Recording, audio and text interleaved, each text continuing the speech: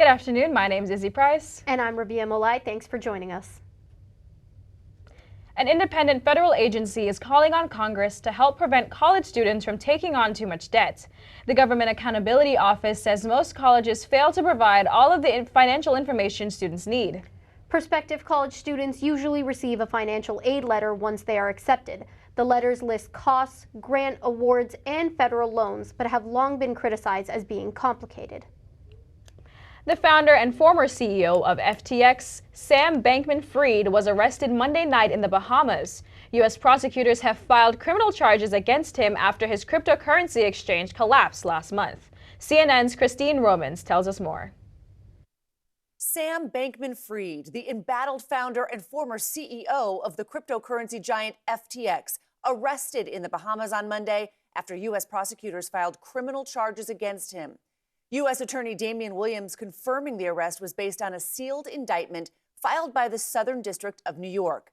A person familiar with the matter tells the New York Times the charges against the 30-year-old former billionaire include wire fraud conspiracy, securities fraud conspiracy, and money laundering. And the SEC is now saying they too have authorized separate charges relating to his violations of securities laws. Bankman-Fried was once considered one of the most powerful figures in crypto before his company suffered a liquidity crisis and filed for bankruptcy last month, leaving at least 1 million people without access to their funds. He has denied defrauding his customers. The former FTX CEO teamed up with a slew of high-profile celebrities in TV ads and Super Bowl commercials promoting crypto. The key question for investigators, whether FTX misappropriated customer funds when it made loans to Bankman-Fried's hedge fund, Alameda Research. FTX's new CEO, John Ray, paints a picture of a crypto empire with virtually no corporate controls and a shocking lack of financial and other record keeping. Ray, who is set to testify today before the House Financial Services Committee, wrote in a prepared statement, the collapse of FTX is due to power left in the hands of a very small group of grossly inexperienced and unsophisticated individuals. There was no person who was chiefly in charge of positional risk of customers on FTX, and that feels pretty embarrassing in retrospect.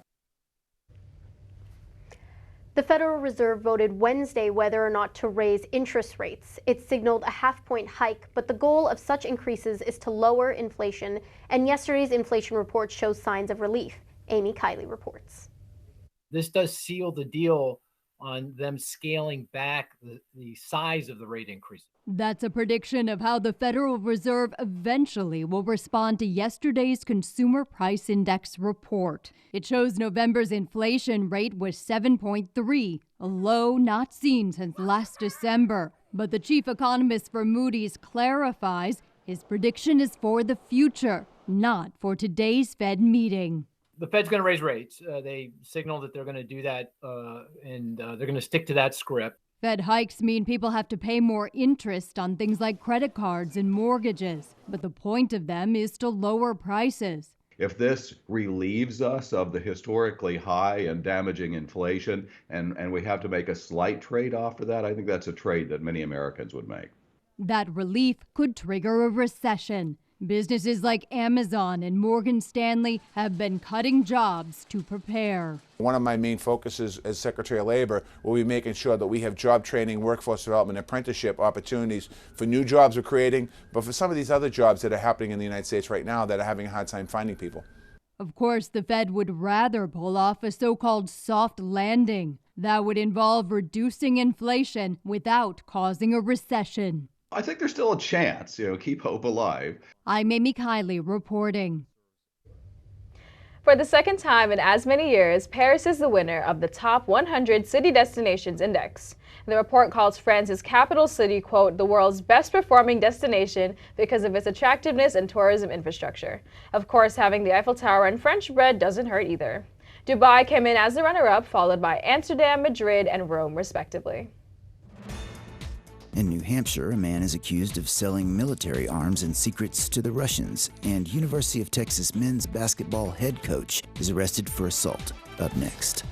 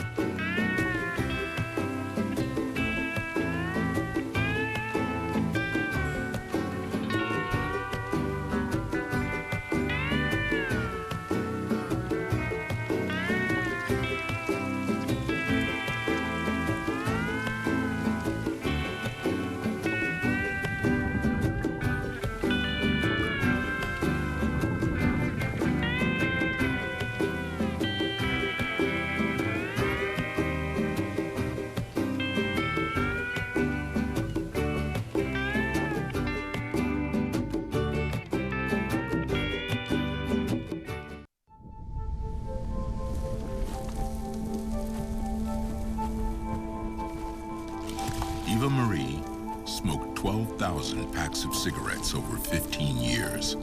She quit, and now there's a new lung cancer screening that could save her life. You stopped smoking. Now start screening. No matter how much you smoked, early detection could save you. Talk to your doctor or learn more at savedbythescan.org. Life doesn't always give you time to change the outcome.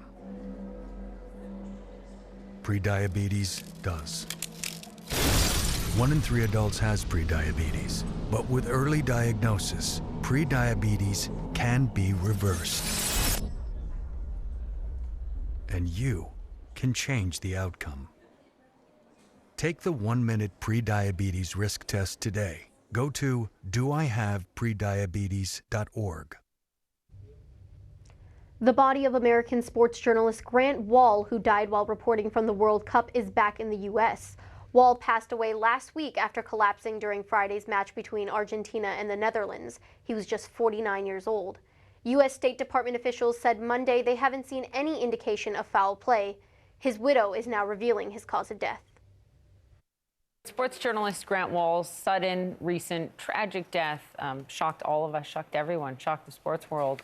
The 49-year-old died Friday after collapsing while covering the World Cup in Qatar. The circumstances around his death still unclear, and now his widow, Dr. Celine Gounder, is remembering her husband and revealing how he died. Listen to her. I think for him, soccer was more than just a sport. It was this thing that connected people around the world. There's so much about the culture, the politics of sport, of soccer. To him, it was a way of really understanding people and where they were coming from. I want people to remember him as this kind, generous person who was really dedicated to social justice. I think that's another aspect of soccer that was really important to him, that, promoting the women's game, the recent statements he had made about LGBT rights, that was Grant. Mm-hmm. That was Grant. Mm-hmm. So he had an autopsy done here in New York by the New York City Medical Examiner's Office, and it showed that he had an aortic aneurysm that ruptured. Which means what? Okay. So aorta, that's the big blood vessel that comes out of your heart, sort of the trunk of all the blood vessels. And an aneurysm is a ballooning of the blood vessel wall, and so it's weak. And it's just one of these things that had been likely brewing for years, and for whatever reason, it happened at this point in time. The U.S. Coast Guard is searching for a missing sailboat with 2 men on board. 64-year-old Kevin Hyde and 76-year-old Joe DiDamaso were last seen when they departed North Carolina for Jupiter, Florida on December 3rd. Authorities say the vessel may have also made a stop in Morehead City, North Carolina, but it is currently unaccounted for. Anyone with information should contact the Coast Guard. A man is accused of helping the Russian military and intelligence agencies by using his New Hampshire Merrimack home as a shipping location. A federal indictment out of New York accuses Alexei Brayman and 6 others with buying and shipping millions of dollars in military technologies from U.S. manufacturers and vendors, and illegally sending the equipment to Russia over the past 5 years. Brayman surrendered to federal authorities Tuesday. The University of Texas men's head basketball coach Chris Beard was arrested by Austin police Monday morning on assault charges. He was released on bond just hours later. Here's Jessica Taylor. Chris, can you tell us what happened? UT men's basketball coach Christopher Beard is facing a 3rd-degree felony charge of assault on a family or household member by strangulation. Just after midnight, Austin police say a 911 call came in reporting a disturbance at a home in the 1900 block of Vista Lane. The caller said the disturbance was no longer ongoing. When police arrived, they found a woman who stated she had been assaulted and strangled by Christopher Beard. Beard was booked into the Travis County Jail about 4 hours after the 911 call. We caught up with his attorney, Perry Minton, outside of the Travis County Jail around noon. I have, yes. Y'all have a good day. Minton released this statement to CBS Austin earlier in the morning, stating, quote, "Coach Beard is 100% innocent of these charges. He should have never been arrested. The complainant wants him released immediately and all charges dismissed. It is truly inconceivable. Criminal offense attorney Chris Perry, who does not represent Beard, says this complainant wanting to drop charges won't change the current situation. Outside of the hands of a complainant about whether to dismiss the charges, once an arrest decision is made, it's going to be on the prosecutors to dismiss that criminal charge. Perry says to anticipate Beard's attorneys angling for a full-out dismissal or a reduction like a misdemeanor. That would probably be their defense attorney's angle right now, anything but a felony, but I'm sure they're also angling for full-out dismissal, especially if they don't have a cooperating complainant. University of Alaska Anchorage forced to close, and a bus crashes in Utah due to severe snowstorms. It takes less than 1 minute to find out if you may have prediabetes. You can do it here. But you probably won't. You're busy. Kids, work, show coming back in 48 seconds. So let's do this now. Hold up one finger if you're a man, women, 0. 3 more fingers if you're over 60, 2 over 50, 1 over 40. If you're not sure, keep in mind you're sitting on a couch right now, so 1 more finger if you're not very active. 1 finger if yes, 0 if no. 1 yes, 0 no. Next, find the body type that looks most like you and hold up that many fingers while I look around awkwardly. And that's it. If you're holding up 5 fingers or more, you probably have prediabetes. Sorry to be so blunt, but hey, you're busy. Just go to the site. I tell my son, I love you every single day. I love you. Now, my dad has never said that to me. Not because he doesn't love me, but because culturally it wasn't comfortable for him. Now that he's a grandfather, he says, I love you to my son every time he sees him. My advice to all the fathers out there, forget the cultural restrictions. They grow up way too fast for you to waste even a single precious moment. Welcome back to the NewsFeed. Behind us here is some video footage we want to show you from the tornado that hit the city of New Orleans March 22nd that left damage and destruction in its wake. The reason we show you that is because the path the tornado took March 22nd had a very similar path to the one that hit December 14th. The storm that hit December 14th was a Category 3 tornado and left 5,000 buildings damaged and destroyed in its wake. So our prayers do go to the city of New Orleans and our neighboring state of Louisiana. Currently back home, 44 degrees outside with a low of 31. It is going to freeze tonight. Keep the heat on, put the dogs in, and keep your sleeves on to stay warm tonight. Throughout the weekend, expect a high of 52 on Saturday with a high of 55 on Sunday. It's going to warm up a little bit. It will stay the same, similar temperatures to start your work week as you see. Monday is going to be a high of 52. Tuesday's 46. Wednesday is going to be a high of 48. But this Wednesday low here of 29 degrees, you won't see much warmer temperatures than that. As you see, Thursday, it's going to be a high of 32. So it will freeze throughout the day. But that Thursday low of 20 degrees, make sure your pipes are wrapped and your faucets are on to prevent all type of pipe damage throughout the holiday weekend. Friday, as you see, will be a high of 31 with a low of 27. Expect cooler weathers to stay throughout your Christmas weekend. Izzy and Rabia, don't forget the winter solstice, December 21st. Thank you, Jason. The mayor's office in Anchorage, Alaska says the snowstorms hitting the region over the past few days brought up to 45 inches of snow. An official there is calling this winter blast historic in nature. Municipal crews have been working non-stop in an attempt to keep streets and roadways as clear as possible.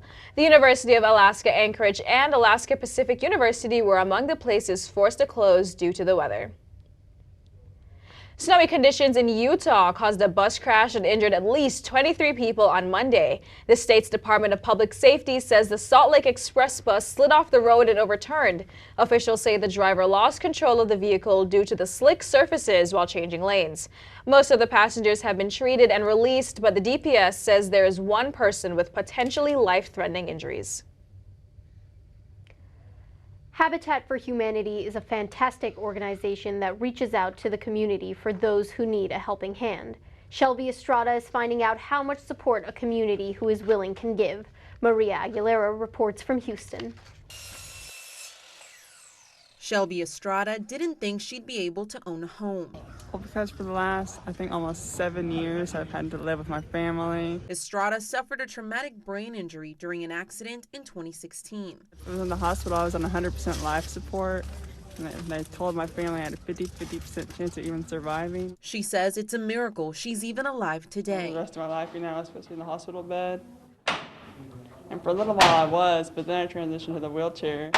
And then after a few years, I was able to move to a walker. Her family thought she'd never be able to live alone, but she's overcome her health struggles. And thanks to Habitat for Humanity, she's getting a new home in the Cedar Creek community. And this is going to be the bathroom, this is the shower, and we're going to put the washer and dryer right here. It's being built by volunteers in the community. Definitely a lot more special. You get to meet the person. I think it's just a really good way to give back to the community in such a special way. For Estrada, there's a special connection. Her dad used to supply wood to the organization. He encouraged her to apply to the program before passing away last year. Soon, she'll be a homeowner. Now she and her 12-year-old son don't have to worry about staying with others. So to even be able to think about owning a home, it's great, because my family thought they were going to have to take care of me for the rest of their life, you know. Maria Aguilera, KHOU 11 News.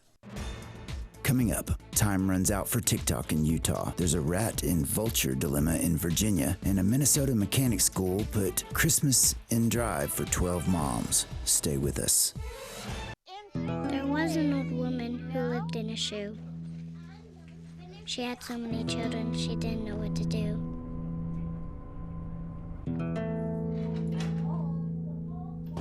She gave them some broth without any bread and kissed them all soundly and put them to bed. Hunger is a story we can end.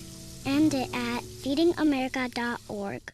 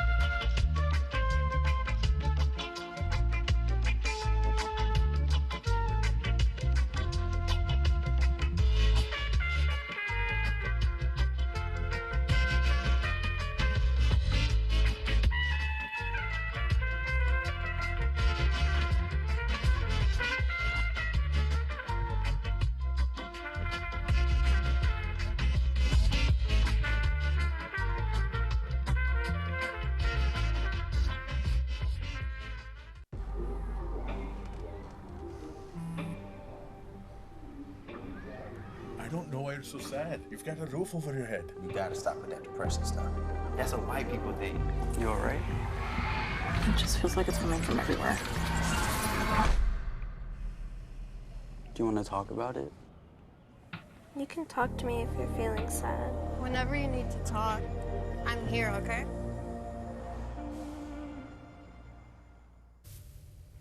Another state governor is banning TikTok from state-owned electronic devices, citing national security concerns. Governor Spencer Cox of Utah signed an executive order for the ban on Monday. Cox says the Chinese-owned app poses cybersecurity risks by allowing China to access user data collected by TikTok. Governors in South Dakota, Maryland, and Texas have passed similar bans.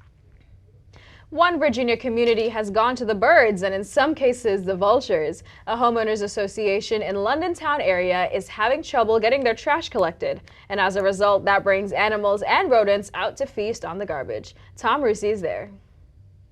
It's so unsanitary. Residents of the large London town community of Centerville say for several weeks no one has picked up the trash. Now everywhere you look there are bags of garbage just sitting there. All of the squirrels in the neighborhood are they're feasting on everybody's trash. They pull the bags apart, they get in there and they make a huge mess. And it's not just squirrels. We spotted turkey vultures hanging around the piles of trash. And throughout the day we could see them circling overhead.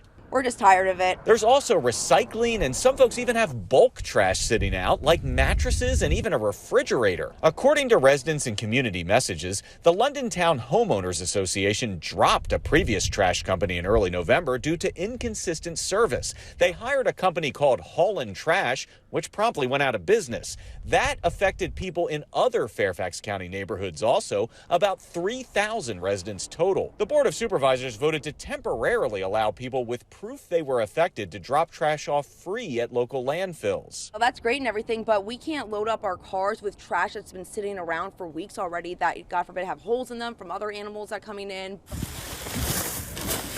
Today, the HOA was able to provide some relief by getting this dumpster here, but it filled up in about an hour and then was taken away. The HOA says it's trying to hire a new company. Residents just pray it happens soon. Especially around the holidays when all of us have just put our lights up and we're excited to drive around and see the neighborhood, and then there's just trash in the streets, the sidewalks. I mean, it's a nuisance. 'Tis a season of giving, and a Minneapolis automotive mechanic school got into the spirit. It has gifted 12 single moms a new car filled with gifts. David Schumann has the story. I'm assuming this is mine, right? I figured, oh my God. Stunned. Destiny Hill's going to have a big surprise for her 3 boys when they get out of school. This is Christmas. She's one of 12 single working moms who will be driving home Tuesday in free cars packed with presents.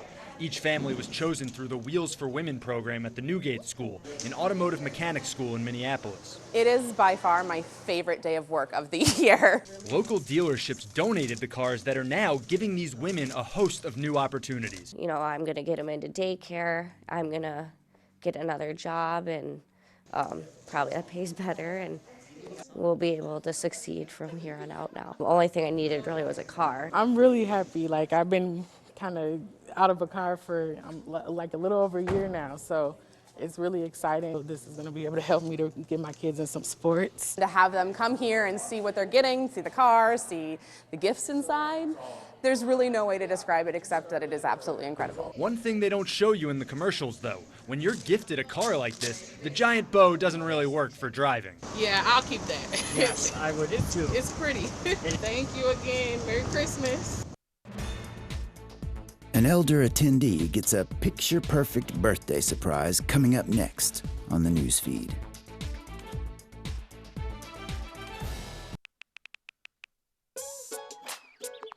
Worried about your friend but don't know how to reach out? You could say how are you or get a fake tattoo. You could ask with an app if it works for you. You could chat with them in VR. It's so good. If you think you should check in, yeah, you should. Whatever gets you talking. Reach out to a friend about their mental health. Whatever gets you talking. Learn how you can help at seizetheawkward.org.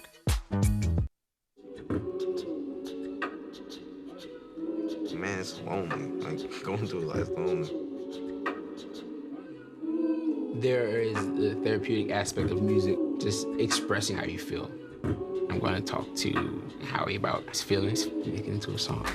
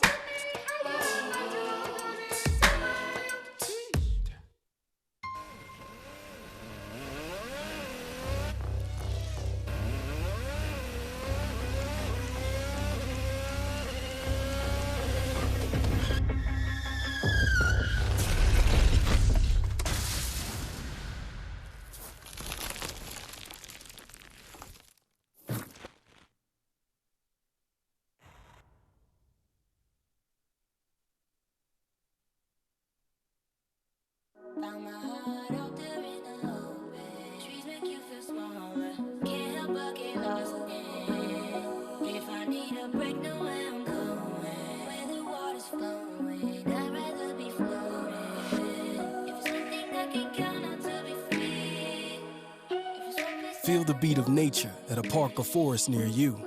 Find a forest and music inspired by nature at discovertheforest.org.